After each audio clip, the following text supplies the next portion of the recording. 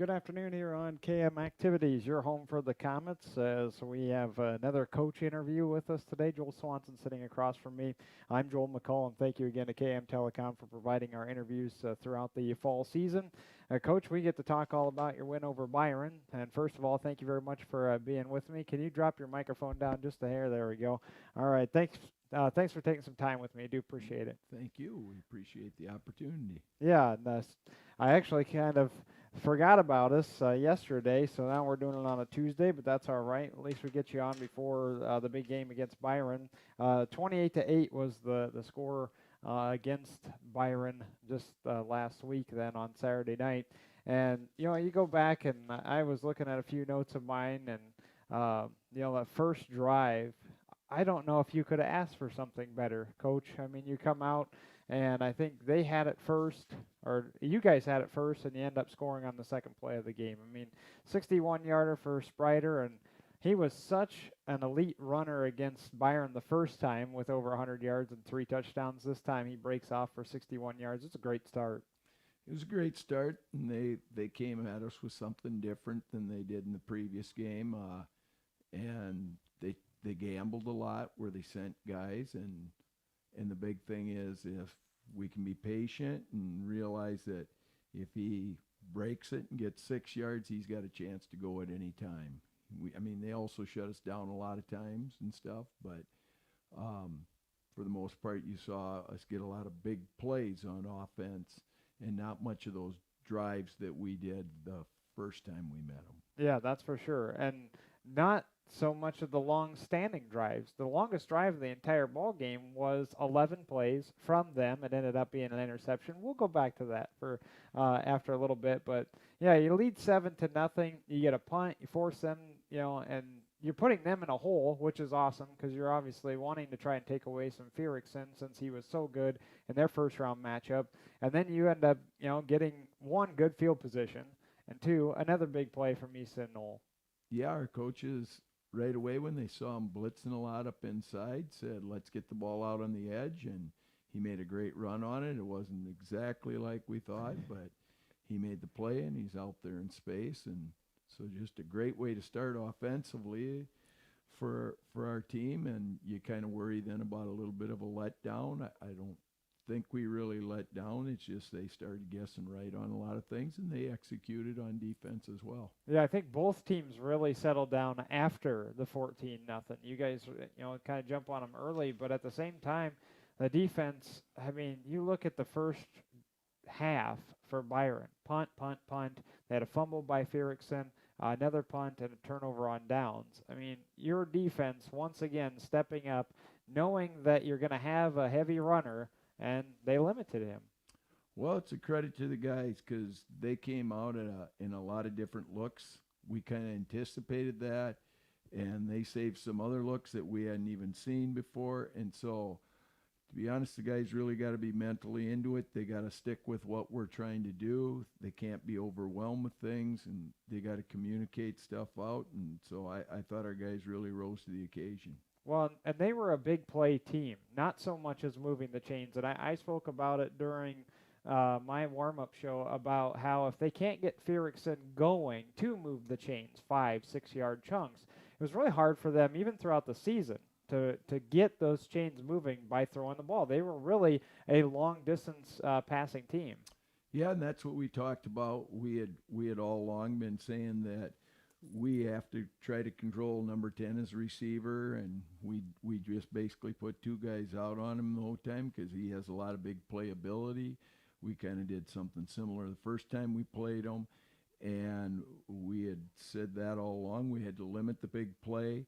Where you start to have problems is when the running back ends up gaining 5-6 yards, and all of a sudden guys start getting sucked in to help on it, and then that's when you get the big pass play and stuff. But our guys up front, we talked about wanting him to run sideways instead of being able to get ahead of steam up, get through the middle, and then that's when he looks like he's the most dangerous is when he gets through for that 5-yard gain and then cuts it to the outside. So we just talked about how we want to keep our gap integrity and stuff and force him sideways where we're all able to run towards him. Well, I think that it shows how good your defense was especially once they start pulling Scheuer out. And then they move Steenenson in as a Wildcat formation with Ferguson. Yeah, it was their two elite athletes, but at the same time, I don't know how often they worked on that, and I think that's a credit to your defense. And the second half of your offense, you get Sprider going once again, and I think uh, I think the longest play for you guys was 61. For them, I think it was about 35 or so. But there was never a double-digit drive for the Comets. I'm so surprised by that, Yeah. but yet you end up with 14 points in the second half anyway. Well, and that's what we talk about. In the first game we had 30 points, but we also controlled the clock and things. They took gambles, they took risks. Sure, we didn't have it for long time segments or stuff, but we still had probably even more yardage. And you just got to get your kids to buy into that. If they're going to gamble, they're going to take chances. They're going to guess right a lot.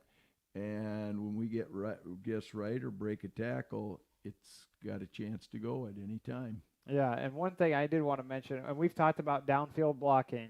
If you go back, I know you can't, unfortunately, you can't see the video for us because it's a section game, but Cade Sprider's first touchdown when he ran for 61 yards, it was Hitterdahl that gave him a great block on the, or maybe it was the Knoll. I don't remember which touchdown it was, but Hitterdahl gave a great block downfield and really opened things up. And what was funny is that Ben and I talked on the broadcast and how I always had said, if you're a lineman, fall on the football. Don't try to pick it up. Ferrickson tried to pick it up a couple times and never did recover it. Arsvold had a fumble recovery.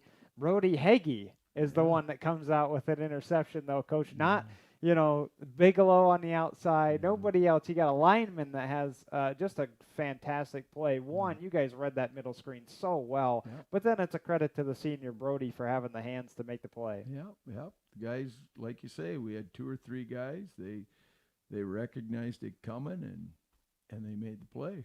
I'm just really proud of them. They were mentally into the game all the way.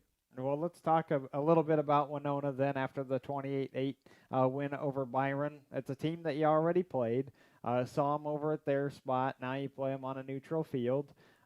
First of all, I mean, what was the talk immediately on Monday with the team, just knowing? Winona? Yeah, for Winona. Is Just, that what I said? Did I say you somebody said else? Byron. Oh, okay, I'm sorry. But that's all right.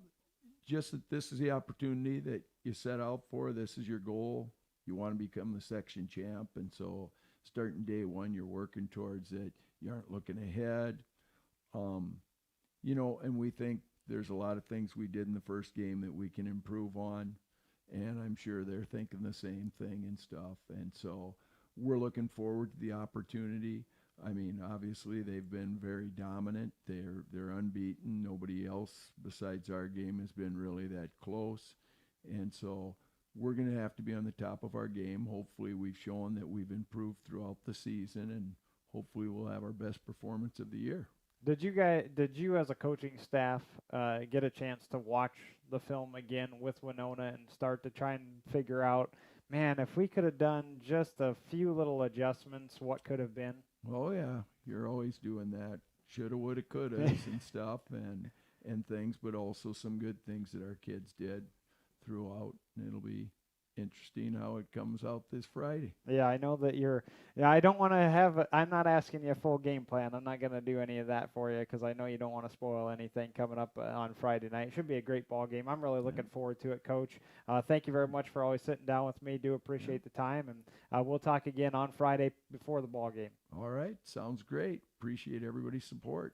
Yeah, no problem. That's Joel Swanson, then head coach for the Casamareville football team. Again, thank you to KM Telecom for providing our interviews. We'll have player interviews set up for Wednesday. Coach Swanson will have a football player for me, and Coach Van Ort will set up a volleyball player, so I'm looking forward to that. I'm Joel